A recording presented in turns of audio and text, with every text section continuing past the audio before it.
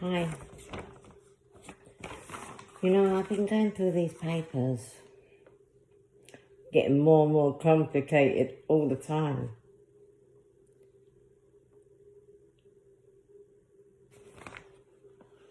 So just a quick summary.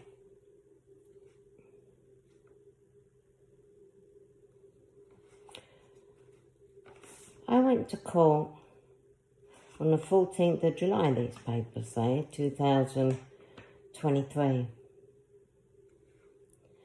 And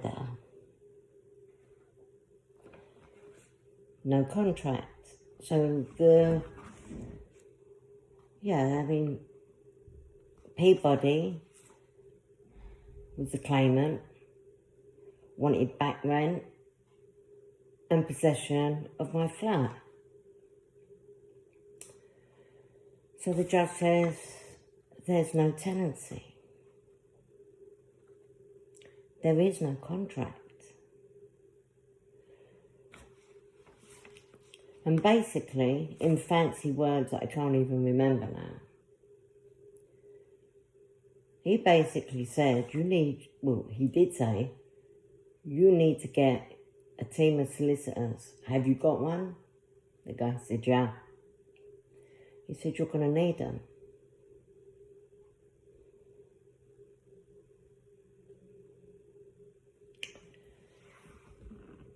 He said to him,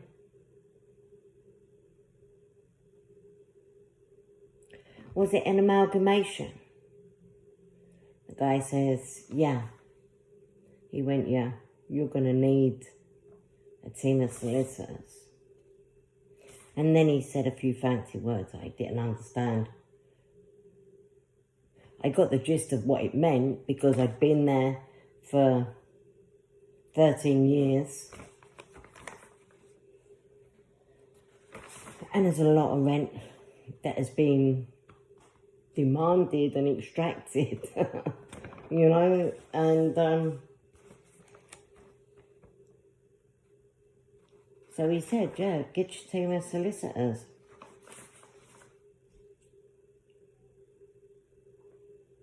I mean, he kind of said just before that, you're going to have to find them documents and you are going to have to prove that you have a right to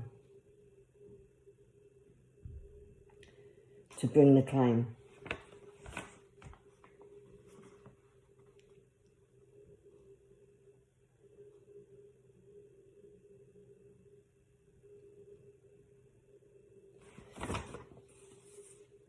And I never really took much notice of the letter that I was sent. All I wanted to know was the date. I wanted to get in there. I wanted to sort it out. But I was kept from the court hearing. The usher told me that it wasn't my court hearing. I'd already been waiting an hour. And then this duty solicitor pulled me aside, 1 minute pretending not to know anything and just listening, and the next minute she pulls out of her bag all the documents, right down to the original signed tenancy. See, and I never gave this much thought at the time. Why did she have it? I didn't agree for her to be my solicitor. She was a duty solicitor.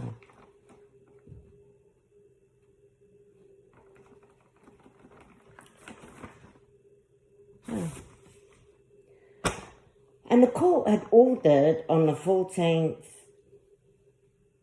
of July that it was going to be listed for 6 weeks. Now, they don't give a date. They just say 6 weeks. I think it turned out to be 8. Over 8 weeks. But on the original, I got this probably 7 weeks after the hearing.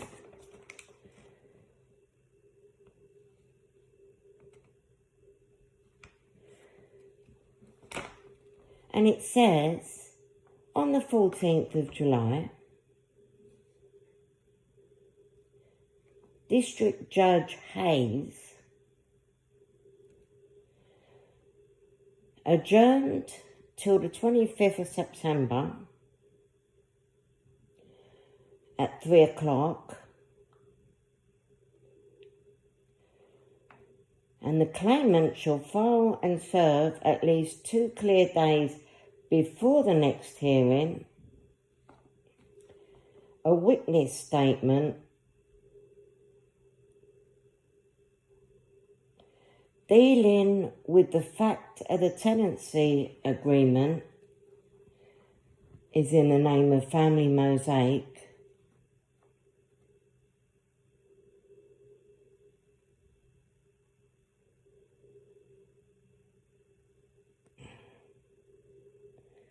and evidencing its right to bring the claim. And B, dealing with its knowledge of whether the defendant has capacity and exhibiting all relevant documents. Well, there is absolutely nothing wrong with my capacity, I can assure you. And before all these fake bailiffs, fake court hearings, I mean, the 14th of July was a real one.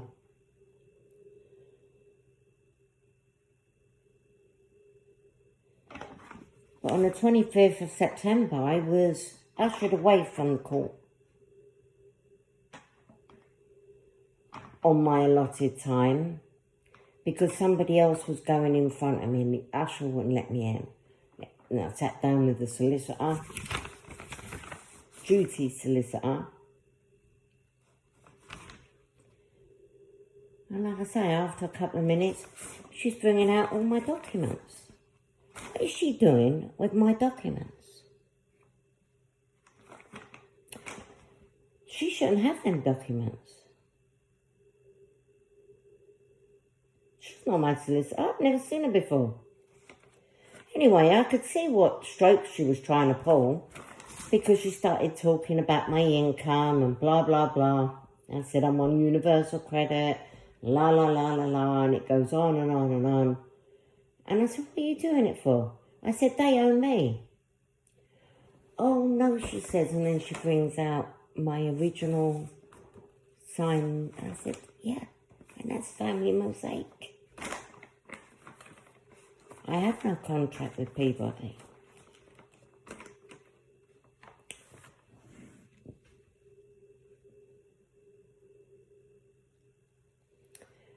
Then she starts asking me about the times that I've left home. Obviously, because the flat is mine.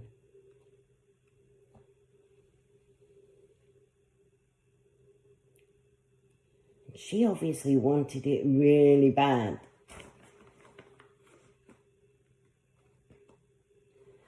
Bad enough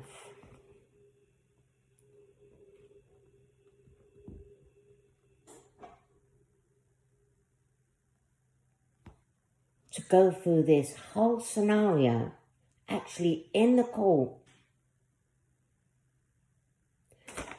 Full view of the CCTV. Ushering me away from my court case and then setting up a fake court hearing where they no longer wanted to know about the possession of the flat. They didn't want to discuss who owes who. They didn't want to know about the documents that had been asked for with the right to bring the claim to court in the first place. No, they spent the whole time discussing my mental health. No, I don't think she has capacity. I said, listen, you're not even my solicitor. I didn't ask you to come in here. And I know what you're doing, and I want you to go.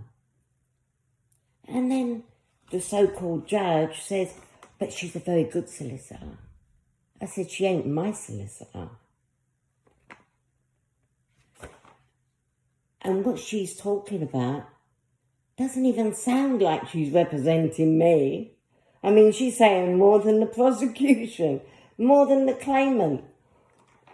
I mean, seriously, this is so crazy. So anyway, I was looking at these documents. And, and it actually says they want the relevant documents to prove that I am mentally unwell. Of course, they didn't even discuss the documents. I mean, why Peabody would have my medical documents, I don't know. And I don't remember the judge asking for medical documents from Peabody. Oh, and make sure you have a medical... No, I don't think so. I am sure I would have remembered that one.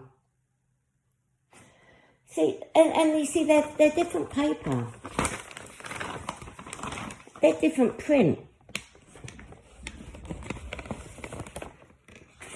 They're different size letters.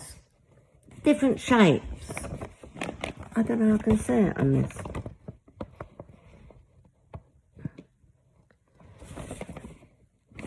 The paper is different. This is white and this is off-white. This, as you can see, is completely see-through. This one, not so much. See what I'm saying? Totally different paper, totally different print. And like I said, on the 14th of July, it wasn't adjourned to the 25th of September. It was adjourned for 6 weeks.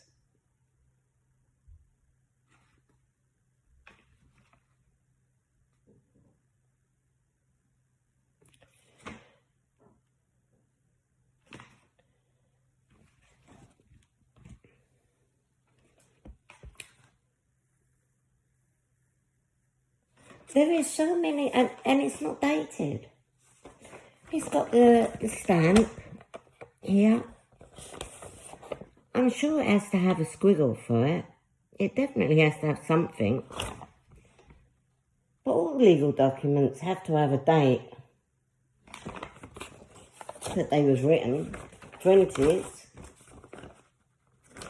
And I mean, I absolutely know this one is the fake because it's going on. This is a possession hearing. This isn't a hearing about my mental health. But, see, it suits them if they can label me or convince me that they think that I haven't got capacity and I have to be ordered a solicitor to speak for me because I'm incapable of speaking for myself. Then they can just do their paperwork, get what they want out of it, and just tell me the result. So, I mean, I know why they're doing it in their fake little courtroom with their fake judge and a couple of crackheads that they paid on the corner. They never said a word the whole time. It was like they wasn't claiming anything. Nobody even spoke about the men and who owed who. It was the most ridiculous thing. And it wasn't until as soon as I saw her, I looked through the window on the way in and saw her sitting on this seat and adjusting it. It's so obvious she's come in just for me. And my so-called solicitor, Starling, she said her name was. And the judge said she works for TV Edwards. I mean, I don't know, because everything's fake. It's like I was going on about... the bailiff. And he's at the door. And at this point, I actually did think that my car was registered at that address. And I do remember saying it to my son on the phone.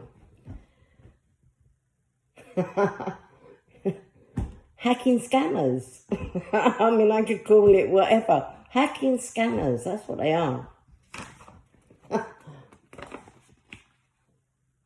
I mean, even, I could say different words, but hacking scammers. I mean, it's absolutely. So yeah, I was saying about. Let me just do this.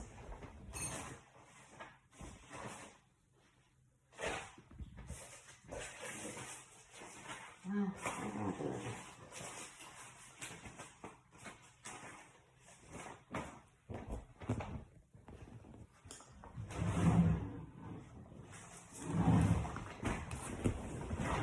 so this is the eviction notice. Here.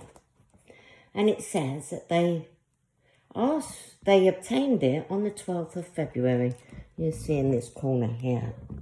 It says they obtained it on the 12th of February. I think it's back to front, no.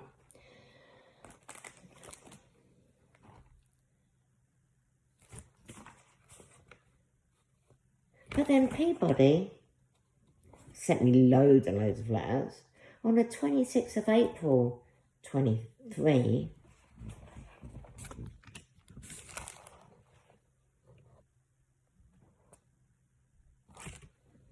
no, it's not that one. That's a very old one. I don't know where the other one. Anyway, I'm sure I showed a couple last time. Talking to me about rent, about this. Like they had no idea about the warrant. I mean, who knows? Because I was trying to figure out which one of these two was the fake. Because, you know, they're completely different. They're supposed to be from the same court, just a few weeks apart. On different paper, with different print, not dated.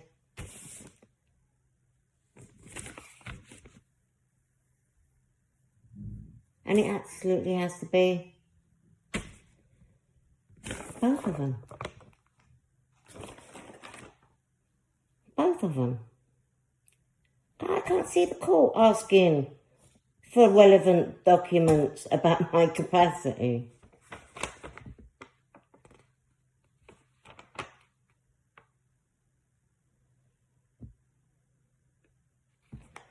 I mean, here it says, upon the duty solicitor indicating that she feels the defendant lacks capacity.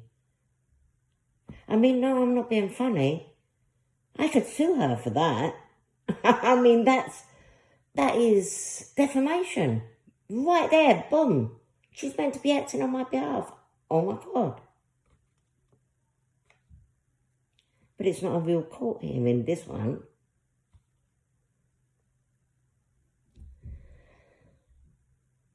And it is ordered that the hearing is adjourned for the 6th of November. They didn't want to know anything about the documents that were supposedly requested. Nothing.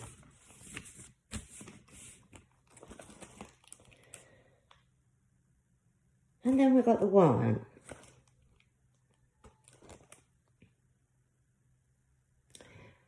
With the bailiffs coming round on Tuesday at 8 o'clock in the morning. Not tomorrow, but the next day. And I showed you the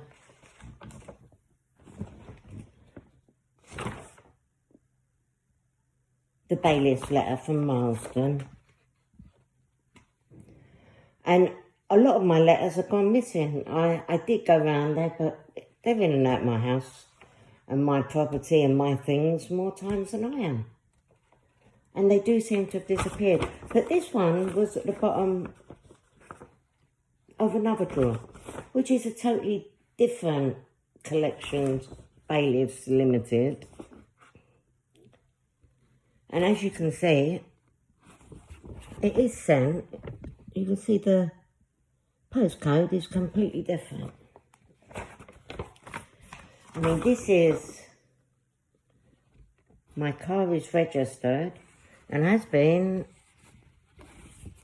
with the proof that I have. Well, it was a lot before that. But, yeah, that is N19 on the 8th of September. This on the 3rd of January. It is there. Just that. 3rd of January.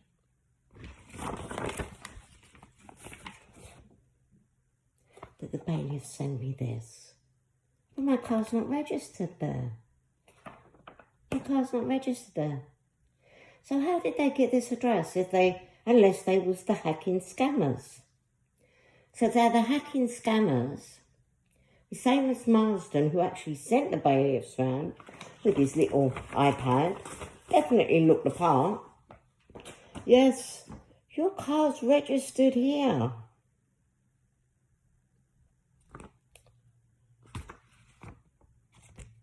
I can come and take your goods. I don't need the court's permission. So, yeah, the people that they target, they just go around sprinkling out their own little parking tickets, tell you that you've got to pay, very quick sending the bailiffs, fail to pay, send money immediately, harassment, bailiffs at the door with Marsden. But, I mean, let me clarify, I don't know that he's from Marsden. Or maybe he's from Marsden, and Marsden ain't actually involved in this. Maybe this is just a little side hustle for him. But it could only be one of three things. That it's Marsden, that it's somebody who works for Marsden, but Marsden don't really know about it.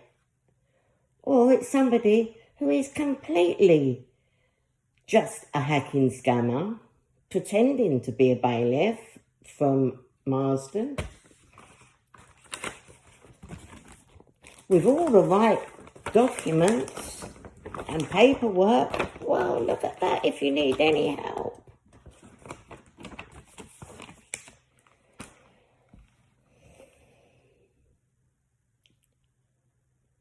Harassment, money, lies, scams.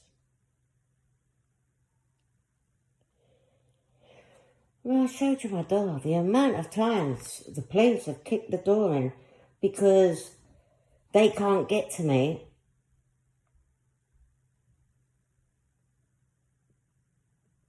I mean, I can't phone the real police. I can't even check to see if the police are real. Because I'm in this, like, cyber custody, like maximum security. I can't even phone the police.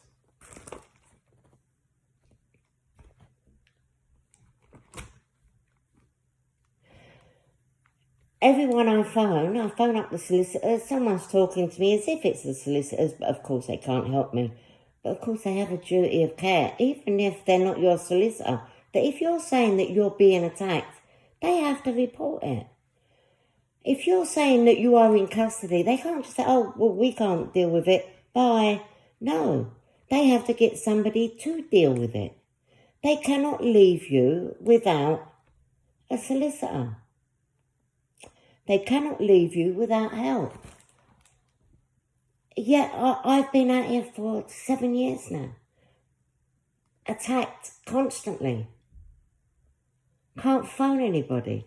I've got the illusion of talking to people that are always not very helpful, extremely stupid, or they're trying to get me into hospital because of my mental health.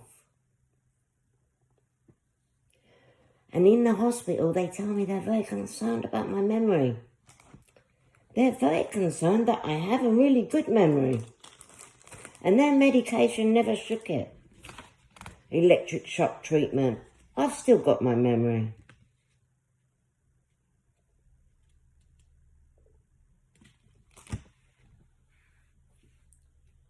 I get harassed all the time. I'm followed everywhere. You know, if I was eating a cheese pasty, and this isn't even an exaggeration, if they wanted them crumbs, they would get them crumbs before they even hit the ground. They're in the shops before I go there. Or waiting. They're in the court, telling me there's no probate court at Holborn and that I have to go to Oxford. Seriously, make it make sense. We're talking about London. And Oxford is the nearest probate court? You've got to be kidding me.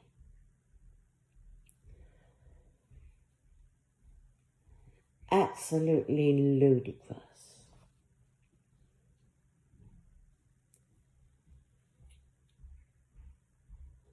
They're at the reception when I go to the doctors. They get their own little doctors to section me up when I go to the hospital. I get my own police officer come running in the police station to handle, you know, to take my statement and tell me, we'll contact you. And I say, no, can I have a crime reference number? No, you don't need one. Well, yes, I do. I do need a crime reference number. No, they'll call you. Yeah, I've only been out here 7 years. Yeah, they'll call me. Yeah, we can't do anything now, but they will call you.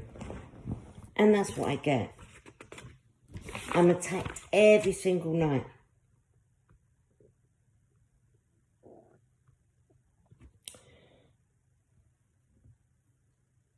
I have these things put in my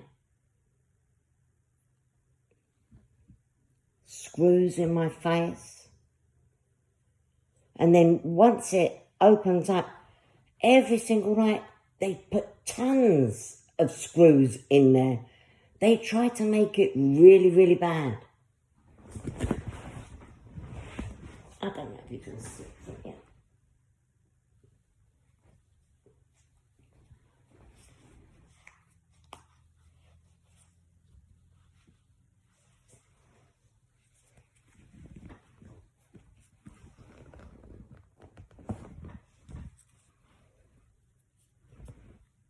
I can't reach my back.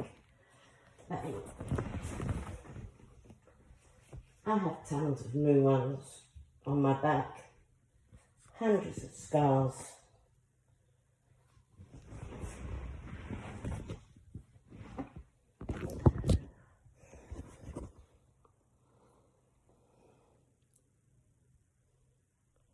I don't know if you can see, because this goes up, down. I have a camera put in my eyeball.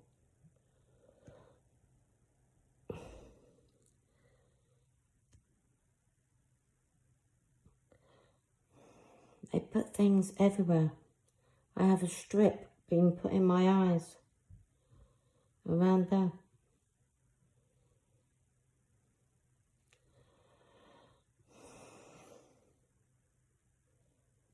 I'm scarred here from the strips that I put in my face.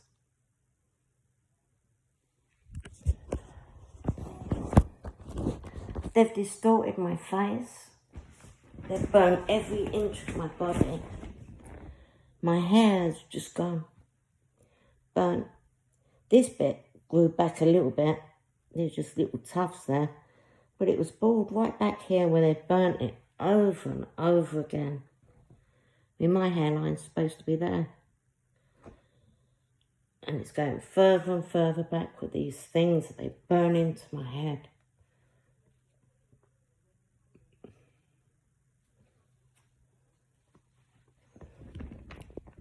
You can see they're completely fresh.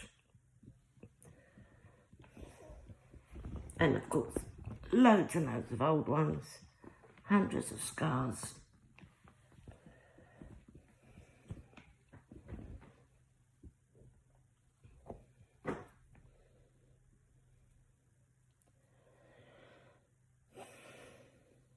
I don't know how they get in.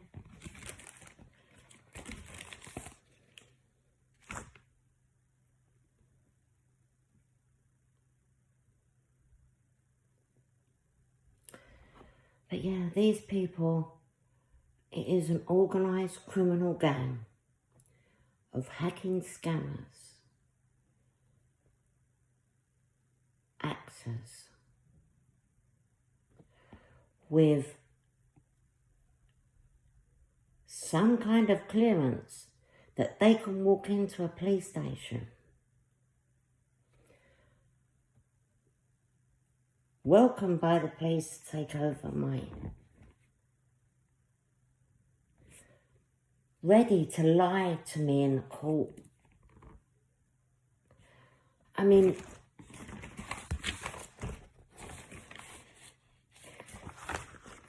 if you have bailiffs at your door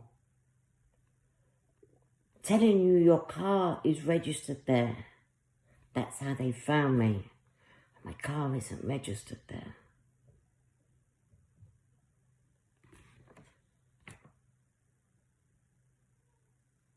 And you can go to court and have a fake court hearing.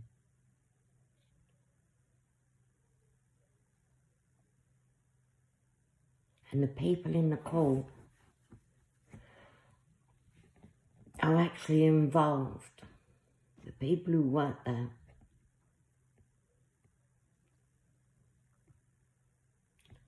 I've had police breaking down this door because somebody in my family said that they're concerned about my mental health.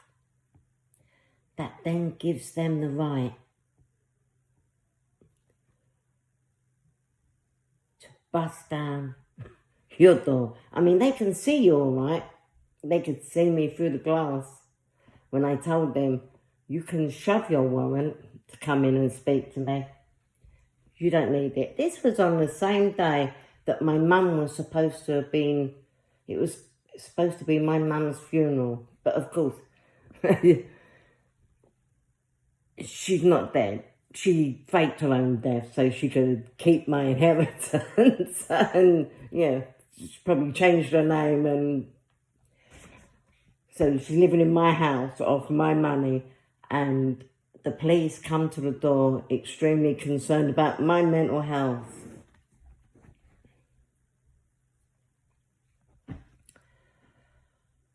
Totally obliterated my doors.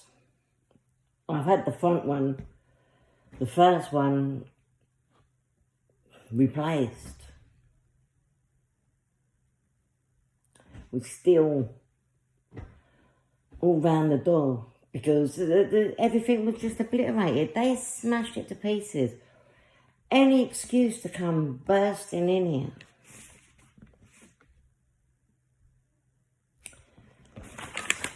You know, it's a little bit like this,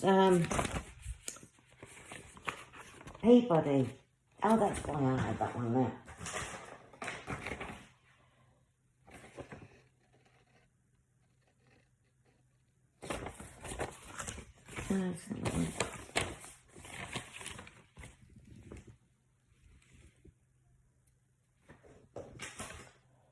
Yeah, this is it.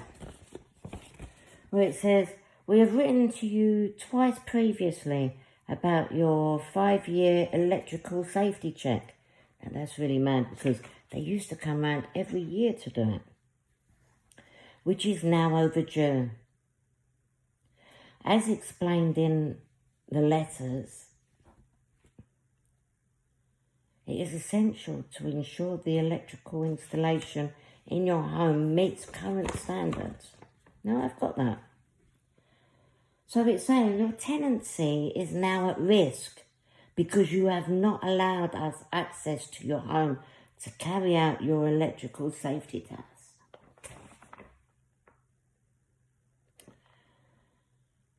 But then is that real?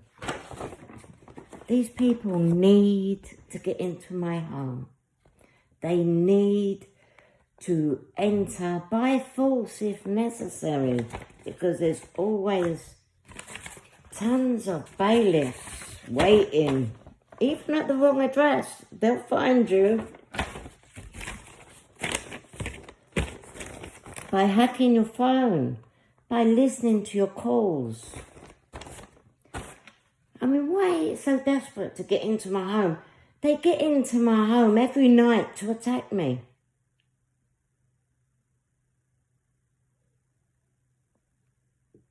To get their hands on my phone so they can really do a good job of it. Putting hidden cameras.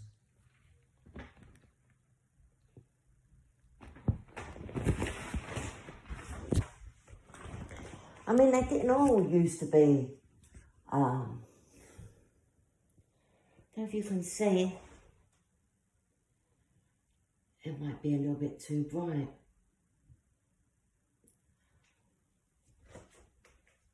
Let's try it with the lights off. No, I should have done it earlier. You can see a great big bowl. One's a little bowl, and one is a great big one. But they do it, they have these hidden cameras in the fire, smoke detectors, in the bulbs, in the screws, in your plug sockets, light switches.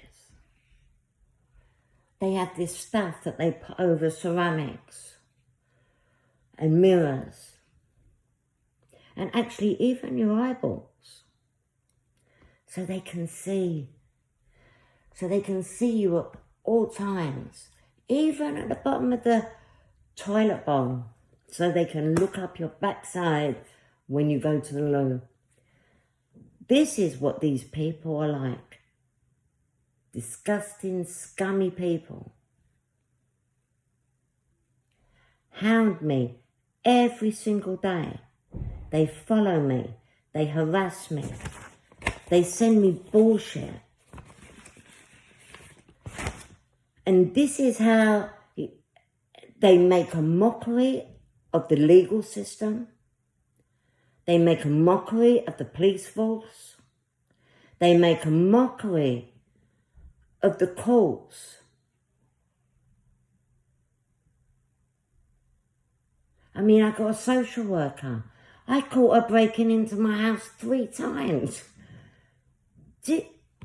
It's enough to make you think, no, it's not for me. I know, I know what I say. But, you know, you're still flabbergasted. You're like, oh my God, did they really just do that? But yeah, I'm not even close to thinking I'm going crazy. But these, so, you know, in the hospital where they're very concerned about my memory, they're going to relieve me of my memories because, you know, they're very disturbing. I said, well, they don't actually bother me. I quite appreciate my memories. They serve me well. I said, maybe you need the medication because you're the one who really seems to be concerned about it.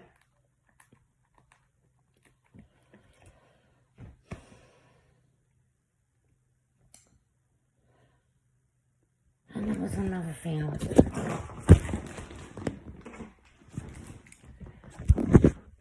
it's just, you get so much paperwork and bailiff's letters, parking tickets, even if I've got a blue badge in the window. Just, it's continuous. And then you don't know what's really real. I mean, you know, like everything that went to that address is fake. And I know for an absolute fact that the police are fake because it was the same police number that abducted me when I was in Scotland. The same police number that abducted me using chloroform in Cobham, which is just outside London.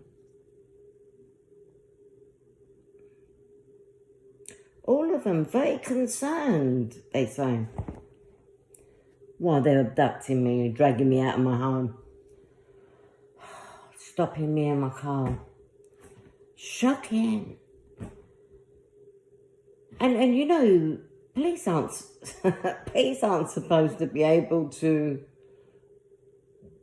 cross lines, you know. They have to get the police in that area to deal with it if there is something. You don't send someone up from London. This is a criminal organisation and they have made it very, very obvious. But what I'm saying is, if the police did come to my door, how do I know it's the police?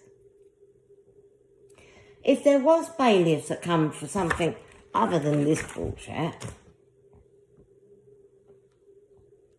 how would I know it's a real bailiff?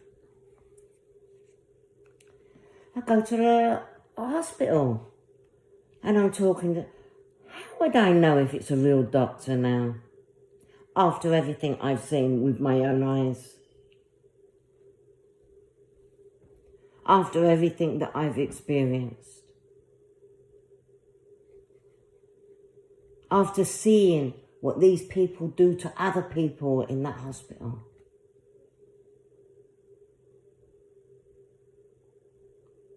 I know once they have reduced them to a mumbling, it's absolutely disgusting, into like a vegetative state, wearing nappies, hardly eating because no one can be bothered in that place. They just want their papers signed. And once they've got everything they want, do you think they send them home? What happens to them? What happens to them?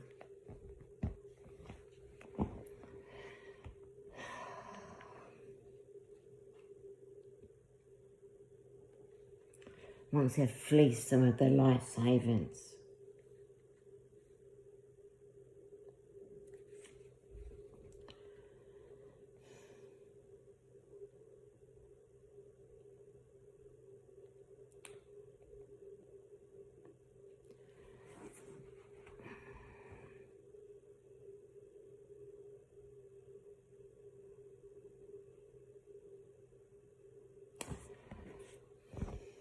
Yeah, it's like...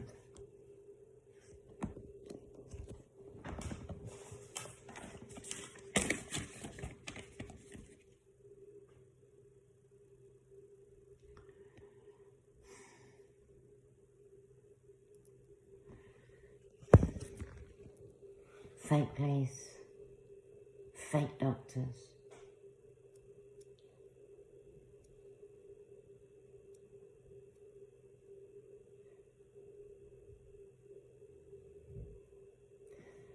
The shocking thing is every hotel that I stayed at, the hotel gave them access to me. Sometimes I went into the hotel, the windows left open.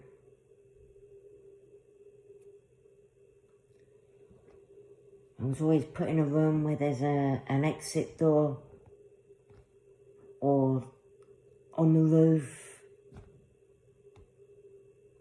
Easy access.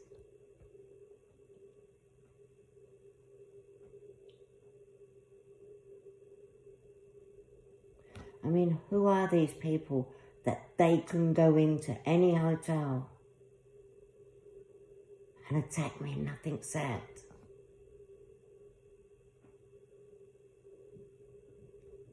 That they can send people into a police station to take over.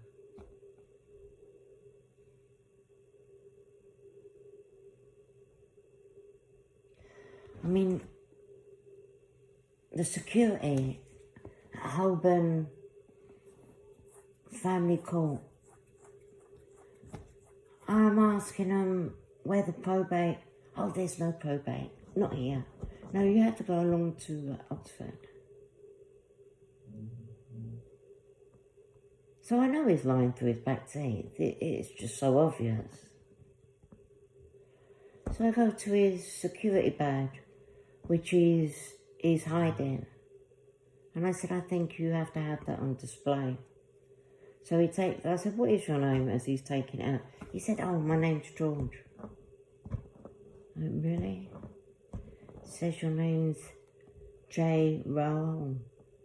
I said, George doesn't begin with J. Do you know, I don't know if they listen to my London accent and they think that anyone with a London accent is ridiculously stupid. I don't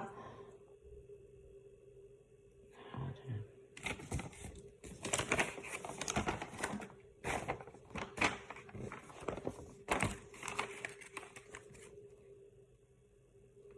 So we've got a government that sells positions, a police force that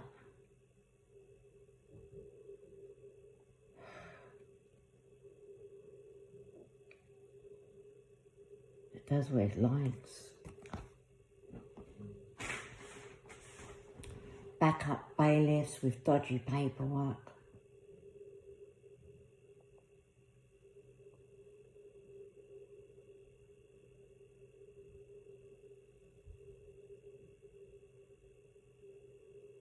What kind of a world is this? Oh my God. I'm going to leave it there because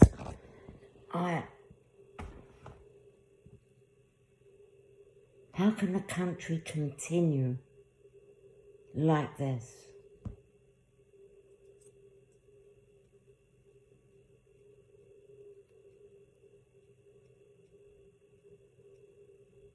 How can they keep somebody like me in this custody and not allow me to speak to solicitors, doctors, police, anyone? Charities, Women Aid won't help. Victim support. I went up to the office face to face and they either had somebody already waiting there or they just wasn't going to help.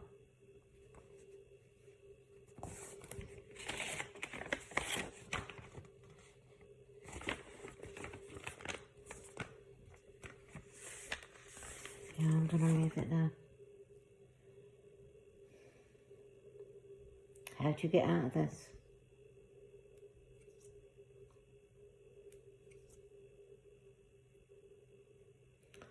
You can't unsee the truth. Anyway, try and share this as much as you can and let people know that these people are out there and they want your money. They want to be entertained.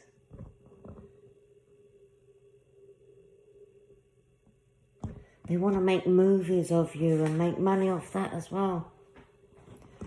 They want to rape and beat you, stupid, and live stream it on the dark web.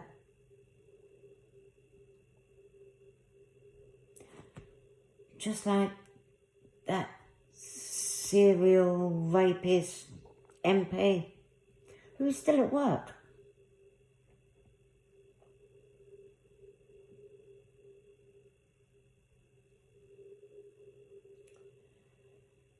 I just hope people will forget. Anyway, yeah. Like, share, subscribe. Share what you can. Come down on Tuesday morning and see these hacking scammers in action.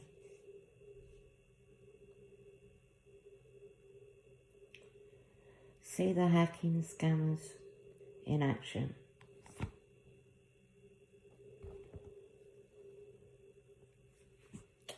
Till next time.